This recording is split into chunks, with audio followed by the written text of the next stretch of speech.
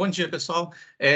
Eu peço até desculpas, primeiramente, eu não consegui desenvolver uma história no formato história, mas eu estou desenvolvendo sem ser no formato história, mas é com muito empenho. E obrigado pela atenção de todos. E o título do trabalho é Modelos Preditivos de Eventos Hospitalares Severos entre pacientes com Covid-19 no Brasil. E é um grupo de pesquisa que trabalha em cooperação, né, do SIDAX e a Universidade de Oxford, e um grupo de pesquisa do Paquistão. E passando para o próximo slide.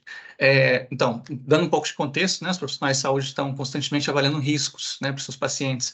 E com base nesses riscos, um profissional consegue, né, tomar melhores decisões para tratar o paciente. E como exemplo, a gente pode, né, citar o exemplo que uma pessoa procura, por exemplo, um pronto atendimento, e nesse momento, né, o profissional de saúde vai ali colher algumas informações, pode aferir algumas características do paciente, e com base nisso ele consegue, por exemplo, classificar esse paciente, né, para ser atendido, né, uma classificação de risco e quão rápido esse paciente deverá ser atendido. E, bom, existem alguns desafios, né, para o profissional de saúde fazer essa avaliação de risco, né? Um desses desafios pode ser, por exemplo, a diversidade de casos, né? A população heterogênea, sendo diversos contextos, né? E agravos que podem acometer aquela população. O profissional de saúde também podem divergir, né? Em relação à sua classificação, né? De risco, né? Desse paciente. Outro desafio, por exemplo, situações de alta demanda, né, como a gente viveu, por exemplo, recentemente com a pandemia, né, a grande procura, né, por serviços de saúde. E apesar desses desafios, né, existem ferramentas que podem auxiliar, né, o profissional de saúde para, né, avaliar os riscos dos pacientes.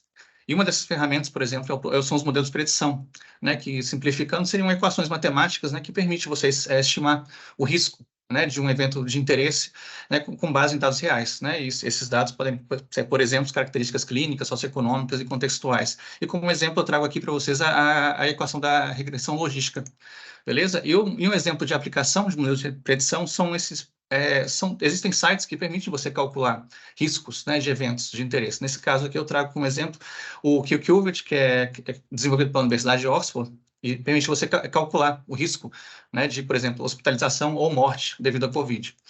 E o objetivo do estudo é desenvolver, né, modelos preditivos de eventos hospitalares severos, por exemplo, entrada dentro do UTI, uso de ventilação mecânica e óbito entre pacientes com Covid, né, do Brasil. E um segundo objetivo seria identificar as variáveis mais importantes, né, para essas predições.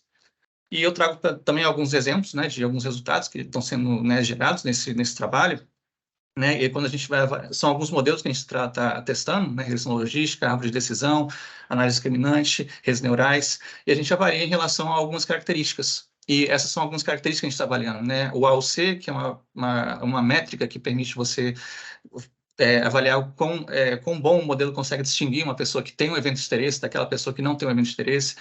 As próximas outras colunas aqui da curva de calibração são as métricas, né, que a gente usa para avaliar esses modelos, né? Então, eu falei dessas métricas e também, ultimamente, também tem sido aplicado algumas as saídas gráficas, né? Então, no caso aqui, eu trago as curvas de decisão, que também permite avaliar, né? No caso aqui, a gente tem um eixo, né, vertical, que é uma proporção, né, de verdadeiros positivos e como que isso varia para cada modelo ao longo da probabilidade, né, que a gente usa para delimitar a classificação de risco, né, do paciente.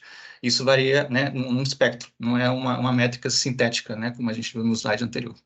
E também, a gente também gerou as principais preditores, né, que são importantes para essas predições, né? Então, tem, por exemplo, idade, características clínicas, né, por exemplo, os sintomas, né, saturação, tosse, e também características, né, de doenças crônicas, a obesidade, doenças cardiovasculares e também características socioeconômicas. Então, a gente tem o nível, né, do IBP, né, sendo também incluído nesses modelos. E é isso. Muito obrigado.